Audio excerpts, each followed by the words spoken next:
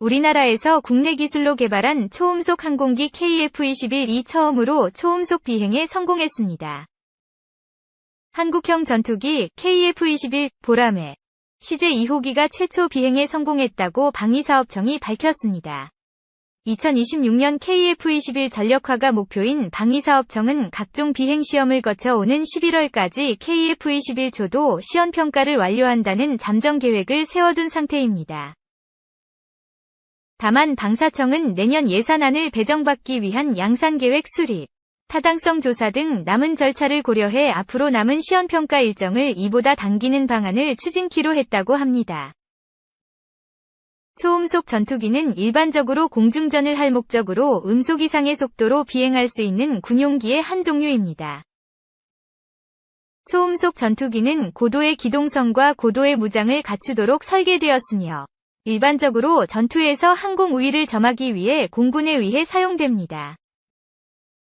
과거에 사용된 초음속 전투기의 몇 가지 예로는 맥도넬 더글러스 F4 팬텀 II, 그루먼 F-14 톰캣, 그리고 제너럴 다이내믹스 F-16 파이팅 팰컨이 있습니다.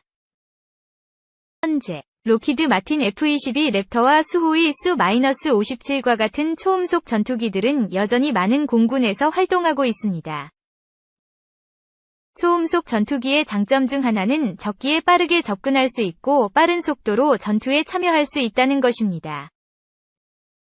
그들은 또한 빠른 속도와 기동성 때문에 적의 공격을 더 쉽게 피할 수 있습니다. 그러나 초음속 전투기들은 또한 높은 비용과 높은 유지관리 요구사항을 포함하여 상당한 단점을 가지고 있습니다. 또한 아음속 전투기에 비해 항속거리와 내구성이 제한적이며 마찰로 인한 열 축적에 더 취약하여 엔진 및 제어 시스템 고장을 유발할 수 있습니다. 전반적으로 초음속 전투기는 초고속 공중전을 위해 설계된 특수한 형태의 군용기이지만 높은 비용과 유지보수 요건으로 인해 다른 종류의 임무에 적합하지 않습니다. 초음속 항공기란 무엇일까요? 초음속 항공기는 해수면에서 약 시속 767마일, 시속 1234km, 인 음속보다 더 빠른 속도로 비행할 수 있는 항공기입니다. 초음속 비행은 항공기가 음속의 장벽을 깨면서 발생하는 충격파에 의해 발생하는 큰 소음인 소닉붐이 발생하는 것이 특징입니다. 1976년부터 2003년까지 영국 항공과 에어 프랑스에 의해 운영되었던 초음속 여객기인 콩코드를 포함하여 역사를 통틀어 여러 초음속 항공기가 개발되었습니다. 투폴레프 Tu-144와 소련의 초음속 수송기도 개발되었지만 상업적으로 사용된 적은 없었습니다. 초음속 비행의 주요 장점 중 하나는 승객과 화물의 이동 시간을 줄일 수 있는 더 빠른 이동을 가능하게 한다는 것입니다.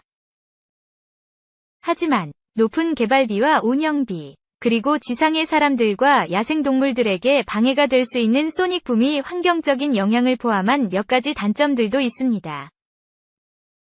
또한 높은 연료 소비량과 배기가스 배출로 인해 환경 친화적이지 않습니다. 현재 운영 중인 상업용 초음속 여객기는 없지만 붐 슈퍼소닉, 라사 그리고 록히드 마틴과 같은 회사들은 상업용 초음속 여행을 다시 가능하게 만들기 위해 새로운 초음속 기술을 개발하고 있습니다.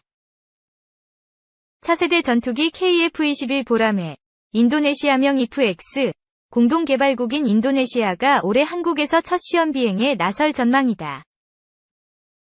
17일 업계에 따르면 인도네시아 국영항공기 제작업체인 PTDI가 KF-21시 제5호기를 활용해 시연비행을 추진 중이다. 시기는 확정되지 않았지만 올해 안으로 시연비행에 나설 방침이다. KF-21 시연비행은 인도네시아 공군 소속의 모하메드 수기안토, 모하마드 슈기안토, 대령과 페렐 리고날드, 퍼렐 리고널드 중령 등이 맡을 것으로 알려졌다. 이들은 KFX, IFX 비행시험 프로그램 내 국제시험비행학교 ITPS에서 교육을 받았다. 인도네시아는 시제기 비행시험 외 인력 파견 확대도 희망한다. 무함마드 헤린드라 인니 국방차관은 지난해 7월 사천에 있는 한국항공우주산업 KAI 시설에서 KF-21의 첫 비행을 기념하는 행사에 참석해 KF-21이 2025년부터 인도네시아 전투기 요구를 충족할 수 있다. 며 인도네시아 간 공동개발 프로젝트로 프로젝트 참여하는 수를 연말까지 100명으로 증가할 것이라고 밝혔다. KAI는 KF-21 6대의 비행시험 시제품 중 2026년까지 모든 항공기가 총 2,000편이 비행으로 시험을 진행한다. 또 이 항공기는 생산 라인에 진입해 2028년 한국 공군에 먼저 인도되고 그 뒤는 인도네시아가 맡게 된다. 시제사에서 6호기는 지상시험과 비행시험 준비를 마친 후 상반기에 순차적으로 비행시험에 투입된다. 방사청은 지난해 7월부터 오는 2026년 2월까지 완료를 목표로 시험 비행을 진행하고 있다. 2028년 생산 라인에 투입돼 공군에 먼저 인도되고 인도네시아에 인도될 예정이다. KF-21의 공동개발국인 인도네시아의 분담금 납입도 구체화됐다. 인도네시아 재무부 예산국은 주 예산의 KF-21 개발 비용 분담을 할당했다. 본보 2022년 12월 21일 참고. 단독, 인도네시아. KF-21 분담금 예산 책정, 양산 기술 이전 문제도 해결. 2. 박진, IRA 우려에 미 조지아 주지사 지원 노력. 외교부 장관이 스위스 다보스 포럼에서 미국 조지아주 주지사를 만나 인플레이션 감축법, 인플레이션 리덕션 액트 IRA 관련 한국 기업 우려를 해소하기 위한 협력을 요청했다. 외교부는 박 장관이 지난 18일 브라이언 캠프 조지아주 주지사와 인플레 감축법 관련 최근 진전 동향을 공유했다고 20일 밝혔다. 박 장관은 조지아주를 비롯해 미국에 투자 중인 한국 기업들의 우려가 해소될 수 있도록 주정부 차원의 관심과 협조를 요청했다.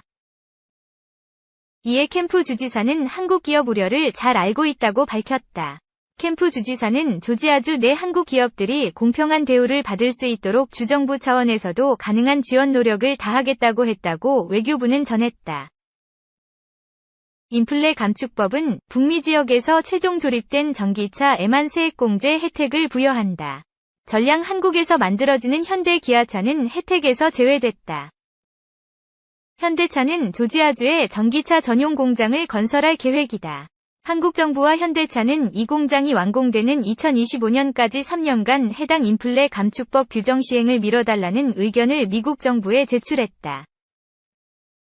박 장관은 한미가 안보, 경제, 기술 등 전방위 협력을 강화하는 과정에서 한국 기업의 대미 투자 거점으로 조지아주가 건설적 역할을 해달라며 원활한 기업 활동을 위한 각별한 관심을 당부했다. 캠프 주지사도 한국 기업들의 원활한 활동을 위해 주정부 차원에서도 지원을 아끼지 않겠다고 밝혔다. 한국과 인도네시아는 KF-21을 공동 연구 개발하기로 했다. 인도네시아 측이 전체 개발비 8조 8천억 원의 20%인 약 1조 7천억 원을 2026년까지 부담하는 대신 비행 시제기 1대화 각종 기술 자료를 이전받아 차세대 전투기 48대를 현지 생산하기로 하기로 했다. 그러나 인도네시아가 재정 악화 등을 이유로 2019년 1월 이후 분담금을 납부하지 않으면서 약 8천억 원가량이 연체됐다. 이후 지난 1일 94억 원을 방사청에 납부하면서 분담금 추가 납부에 물꼬를 텄지만 전체 미납금의 1.17% 수준이다. 3. 정부 1. 독도 영유권 주장 강력 항의, 철회 촉구. 정부는 23일 일본 정부가 외무 대신에 국회 외교연설을 통해 역사적, 지리적, 국제법적으로 명백한 우리 고유의 영토인 독도에 대한 부당한 영유권 주장을 되풀이한 데 대해 강력히 항의하며 이를 즉각 철회할 것을 촉구했다. 외교부는 일본 정부는 독도에 대한 부당한 주장을 반복하는 것이 미래지향적 한일 관계 구축에 어떠한 도움도 되지 않는다는 점을 분명히 자각해야 할 것이라고 밝혔다. 정부는 일본 정부의 부당한 주장이 대한민국 고유 영토인 독도에 대한 우리 주권에 어떠한 영향도 미치지 못한다는 것을 재차 분명히 하며 독도에 대한 어떠한 도발에 대해서도 단호하게 대응해 나갈 계획이다.